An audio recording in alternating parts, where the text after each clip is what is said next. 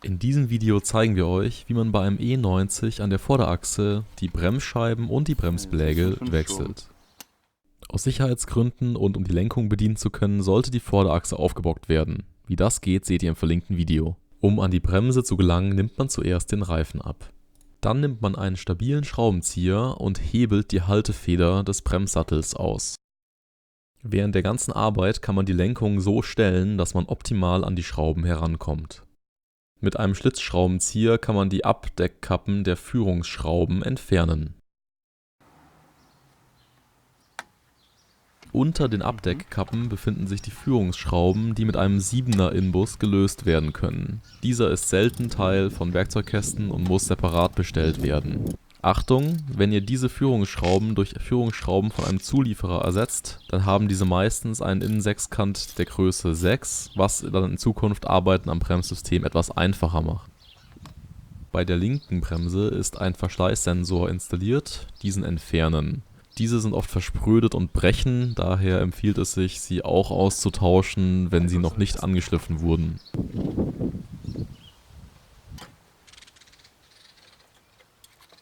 Als nächstes kann man den Bremssattel mit etwas Rütteln abziehen und auf etwas Stellen, zum Beispiel einen Unterstellbock, sodass der Bremsschlauch nicht belastet wird. Jetzt nur noch die alten Beläge entfernen.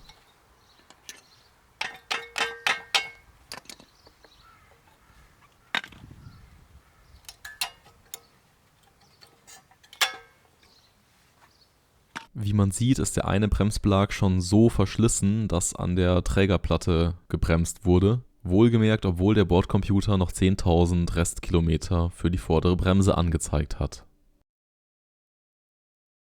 Als nächstes löst man mit einer 18er Nuss und sehr viel Kraft die beiden Schrauben des Bremssattelträgers.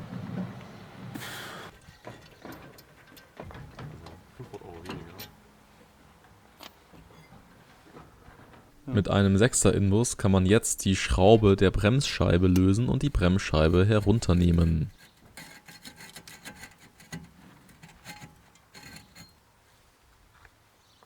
Die Auflagefläche der Radnabe muss jetzt penibel gereinigt werden. Ansonsten kann die Bremsscheibe später beim Bremsen rubbeln. Tatsächlich ist dieser Schritt wirklich der wichtigste. Also Bremsenrubbeln entsteht eigentlich fast nie durch falsches Einbremsen, sondern immer deswegen, weil diese Auflagefläche nicht penibel genug gereinigt worden ist. Wer gerne mit dem richtigen Werkzeug arbeitet, kann sich hierfür zum Beispiel einen Radnabenschleiferaufsatz für die Bohrmaschine bestellen. Ansonsten geht es auch mit einer Drahtbürste und viel Geduld. Jetzt kann man die neue Bremsscheibe aufsetzen und die Bremsscheibenschraube mit 16 Newtonmeter anziehen. Das zeigt quasi. Okay. Aha. In vielen YouTube-Videos werden die Führungsschienen des Bremssattelträgers mit einer Drahtbürste gereinigt. Tatsächlich ist die Empfehlung von BMW aber, diese nicht mechanisch zu reinigen, sondern lediglich mit Bremsenreiniger und einem Tuch. Danach muss man die Führungsschienen dünn mit Bremsenfett einfetten. Wer die Schrauben des Bremssattelträgers ersetzt, muss darauf achten, dass diese im Laufe der Zeit ersetzt worden sind und die neue Generation mit einem E18 Außentorx festgeschraubt werden muss. Diese beiden Schrauben werden mit 110 Newtonmeter festgezogen. Als nächstes müssen die Bremskolben zurückgestellt werden. Bevor man damit anfängt, muss man den Ausgleichsbehälter öffnen. Am besten man legt ein Tuch um die Öffnung, damit eventuell austretende Bremsflüssigkeit aufgefangen wird und nicht den Lack beschädigt. Den Kolben kann man zum Beispiel mit einem alten Bremsbelag und einer Schraubzwinge zurückstellen. Den Ausgleichsbehälter kann man nun wieder schließen. Sollte zu viel Bremsflüssigkeit im Behälter sein, muss diese entnommen werden. Vor dem Einbau der neuen Bremsbeläge sollte sowohl die Auflagefläche des Kolbens als auch die Hammerköpfe der Beläge dünn eingefettet werden.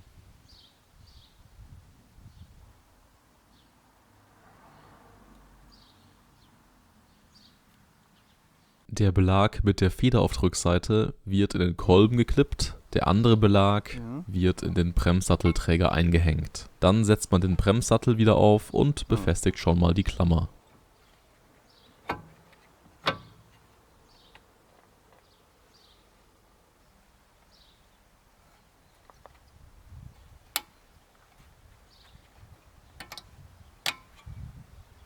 Die Führungsschrauben sollten vor dem Einsetzen gereinigt werden, auch hier nicht mit Drahtbürste, sondern mit einem Tuch. Diese beiden Schrauben werden mit jeweils 30 Newtonmeter angezogen. Nicht vergessen danach die Abdeckkappe wieder aufzusetzen.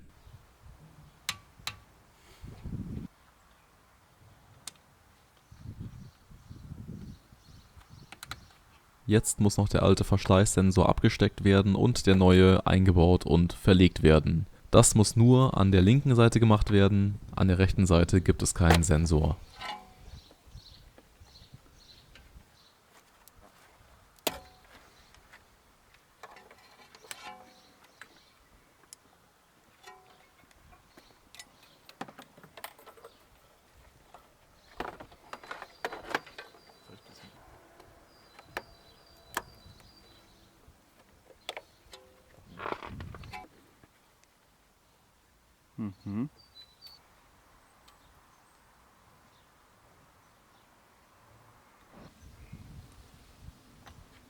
So, damit ist die eine Seite erneuert, die andere Seite geht analog, nur eben ohne Sensor. Nachdem das Rad wieder montiert ist und das Auto wieder auf allen 4 Pfoten steht, gibt es noch 2 Dinge zu erledigen. Zum einen Reset der Serviceanzeige, dazu Zündung an, auf ein Menü wie zum Beispiel Durchschnittsgeschwindigkeit gehen und den Tageskilometer-Rückstellknopf so lange drücken, bis dieses Menü hier erscheint. Dann mit dem Bordcomputerhebel durchwechseln und mit dem Knopf an der Seite des Hebels Reset betätigen und so lange drücken, bis die Anzeige resettet ist.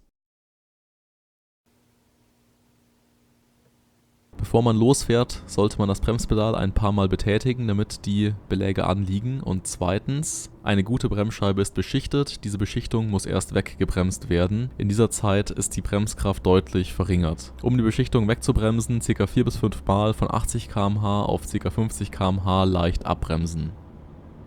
So, ich hoffe, euch hat das Video geholfen und gefallen. Wir haben uns große Mühe gegeben, dass es präzise und genau ist. Selbstschrauber wissen ja, wenn man nach Hilfe fragt im Internet, dann wird das bei Bremsenwartung gar nicht gerne gesehen, da sicherheitsrelevantes Bauteil. Arbeitet einfach sorgfältig, dann klappt das auch und spart nicht an Werkzeug und Zeit. Wie immer, Teile und Drehmomente etc. in der Beschreibung und damit ciao und bis zum nächsten Mal.